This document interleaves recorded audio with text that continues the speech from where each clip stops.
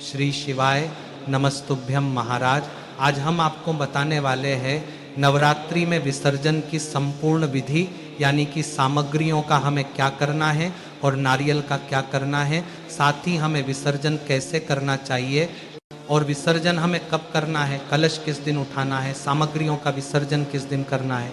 ये सभी जानकारी मेरी सभी माताएं बहनें बड़े ही ध्यानपूर्वक सुनेगी और साथ ही हमें किन किन बातों का ध्यान रखना चाहिए, विसर्जन के समय किन गलतियों से बचना चाहिए, ये सभी जानकारी बहुत ही संक्षेप में जानेंगे। तो हमारा सबसे पहले तो हमें जो कलश विसर्जन जिसको कहते हैं, कई लोग इसे कलश हिलाना भी कहते हैं, वो आपको नवमी के दिन ही करना चाहिए, क्योंकि महाराज दशमी तिथि पर कलश को हिलाना शुभ नहीं माना जाता है। तो नवमी तिथि पर ही हमें चौकी पर रखे कलश को थोड़ा सा हिला देना चाहिए, यानी कि कलश को थोड़ा सा खिसका देना चाहिए, ताकि जिन भी देवी देवताओं को हम उसमें स्थापित करते हैं उनको फिर उनके सही स्थान पर प्रस्थान कर सकें। तो महाराज नवमी के दिन आपको मात्र कलश को थोड़ा हिला देना है, बाकी चौकी पर आपको कुछ भी नहीं करना है। जैसे आप नवरात्रि में प्रत्येक दिन पूजा करते हैं, दीपक जलाते हैं, या जैसे जो रखे हुए हैं इन्हें आपको नवमी तिथि पर हटाना नहीं है, सभी ऐसे ही रखने हैं। केवल जो कलश है उसे आपको चौकी पर ही थोड़ा सा हिला देना है और कुछ नहीं करना है। फिर अगले दिन दशमी पर हम सामग्रियों का विसर्जन करते हैं। देखिए महाराज नवमी पर हमें कलश को इसीलिए हिलाना है ताकि नवमी के दिन ही माता को हम उनके स्थान पर प्रस्थान करने के लिए हम उनसे प्रार्थना करते हैं और कलश को हम हिला देते हैं, क्योंकि इसी कलश को हम माता का स्वरूप मानते हैं। तो महाराज नवमी के दिन तो आपको केवल कलश हिलाना है और दशमी के दिन हम सभी सामग्रियों का विसर्जन करेंगे। नवमी के दिन हम पूजा पाठ कर लेंगे माँ सिद्धिदात्री की। उसके बाद हम भोग प्रसाद में चना खीर और पूरी वगैरह माता को भोग लगाएंगे और उसके बाद हम माता को सिंदूर तिलक लगाकर और फिर हम वहीं पर हवन करेंगे और हवन करने के बाद सभी को माता रानी की दिल से आरती करना है। अब महाराज नवमी की रात्रि में आप सभी को माता रानी को भोग जरूर ही लगाना चाहिए। भोग में आप जो भी ड्राई फ्रूट्स वगैरह होते हैं आप लोग भोग लगा दीजिए और आरती सभी को नवमी की रात में भी करनी है। भले ही हम कलश हिला दिए हैं, बाकी सभी चीज़ सामग्री वैसे ही रहेगी। ज्वारे आप उठाकर अपने कानों में नवमी के दिन ही लगा सकते हैं और जल का जो छिड़काव है, जो कलश में जो जल है वो आप अपने पूरे घर में छिड़काव कर सकते हैं। और यदि कलश का जल बच जाता है तो इसे आप जाकर किसी पेड़ के पास या कहीं खाली स्थान पर समर्पित कर सकते हैं जहाँ किसी का पैर ना पड़े। अब महाराज कलश के ऊपर जो नारियल होता है उस नारियल को उठाकर आप लोग अपने माथे से लगाइएगा और अपने घर की महिला को आंचल में दे दीजिएगा। मान लीजिए महिला किसी कारणवश आपकी पत्नी है या जो भी पुरुष ही देते हैं, या पंडित जी अगर आप ब्राह्मण रखे हैं तो उनके हाथों से भी अपने आंचल में आप लोग नारियल ले लीजिएगा, या आपके घर में कन्या है तो उसके भी आंचल में फ्रॉक में आप लोग दे सकते हैं। ये नारियल लाल वस्त्र सहित आप लोग आंचल में दे सकते हैं। अब आप लोग चाहें तो इस नारियल को प्रसाद के रूप में बांट कर खा सकते हैं, या आप चाहें तो इस नारियल को जल में प्रवाहित कर सकते हैं। अब महाराज उसके बाद चौकी पर जो अष्टदल कमल चावल से बनाया जाता है, इसे अगर कोई ब्राह्मण है तो नियम है कि नारियल के साथ श्रृंगार की चीज़ें और जो भी दान दक्षिणा है, चावल है, ये सभी चीज़ें हम ब्राह्मण को वस्त्र के साथ दक्षिणा के साथ उनके घर में दे देते हैं। लेकिन मान लीजिए जिनको अपने आसपास ब्राह्मण देवता नहीं मिल पाते हैं तो अष्टदल कमल वाला चावल आप लोग पक्षियों को भी दे सकते हैं या आप गाय को भी दे सकते हैं।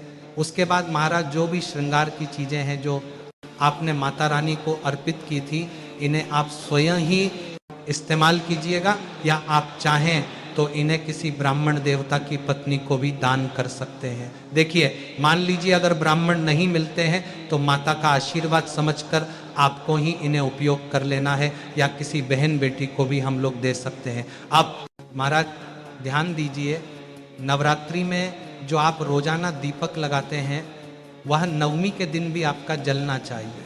आप लोग दिया नहीं बुझाइएगा, जो अखंड दीपक है उसे आपको नवमी पर भी जलाना है। तो नवमी के दिन भी दिया आपका अखंड दीपक प्रज्वलित रहना चाहिए।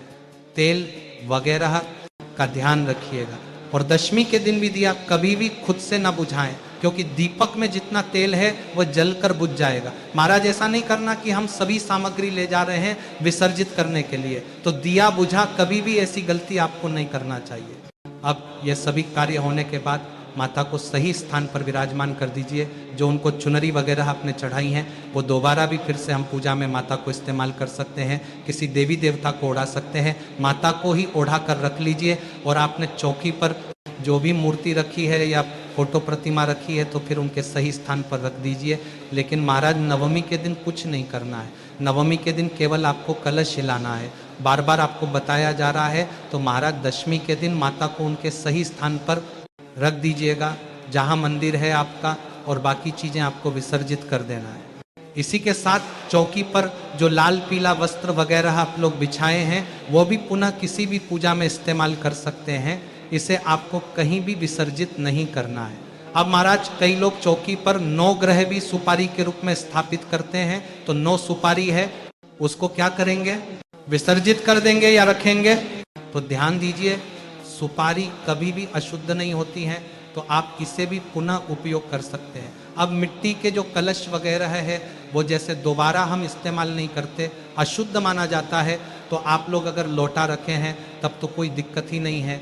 मान वो लीजिए, अगर इस जगह पे आप लोग कलश रखे हैं तो कलश मिट्टी का, तो उसको आप लोग 1 साल तक कलश को घर में रखना चाहिए। कुछ लोग उसी दिन जल में प्रवाहित कर देते हैं, तो महाराज उस दिन कलश का विसर्जन नहीं करना चाहिए। आप 1 साल तक उसमें गमला लगाकर या आप लोग अनाज वगैरह भरकर अपने घर में रख सकते हैं या उसमें पानी भर के पी सकते हैं। ये सभी कार्य आप कर सकते हैं। इसके बाद जो जनेऊ है इसे भी आप लोग पुनः उपयोग कर सकते हैं। साथ ही आम के पत्ते या फूल पत्ती हैं, ये आप कहीं गड्ढा खोदकर या कहीं ऐसे झाड़ी में रखिएगा जहाँ किसी का पैर ना पड़े। ऐसा नहीं कि किसी भी पेड़ के नीचे रख के आ गए, कहीं कुछ रख के आ गए, ऐसा आपको नहीं करना है। अब महाराज ज्वारे थोड़ी सी मिट्टी हटाइएगा और वहाँ पे आप लोग दबा दीजिएगा, पैर नहीं पड़ेगा, आपके ऊपर दोष नहीं लगेगा। इसी के साथ महाराज जो भी फल प्रसाद है वो आप लोग खा सकते हैं, और तो आप लोग सुपारी जो है वो सुपारी आप लोग रख सकते हैं, कोई दिक्कत नहीं है, क्योंकि सुपारी कभी अशुद्ध नहीं होती है। फिर से किसी पूजा पाठ में आप लोग इस्तेमाल कीजिएगा, वो कलश की सुपारी हो या नवग्रह वाली सुपारी हो, आप लोग दोबारा से इस्तेमाल कर सकते हैं। इसी के साथ महाराज दशमी के दिन जो पारण करेंगे, नियम तो है दशमी के दिन ही करना चाहिए। जो लोग 9 दिनों का व्रत रखे हैं तो 2 अक्टूबर को आप लोग विसर्जित कीजिएगा।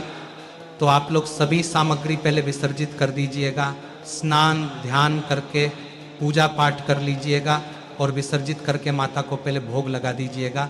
उस दिन भी खीर पूरी ही बनाया जाता है, वही भोग लगाते हैं। और नवमी वाला कुछ प्रसाद वगैरह अपने लिए आप लोग रख लीजिएगा, और पारण के समय कुछ ना कुछ पहले आप लोग दान कर दीजिएगा।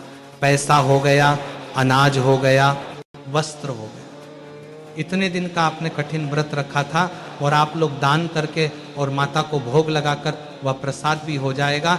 और अष्टमी या नवमी में से कुछ ना कुछ मिठाई, फल, हलवा, पूरी कुछ रख लीजिए मुख में डालकर सबसे पहले, और तब आप लोग माता को प्रणाम करके और वही ग्रहण कीजिएगा।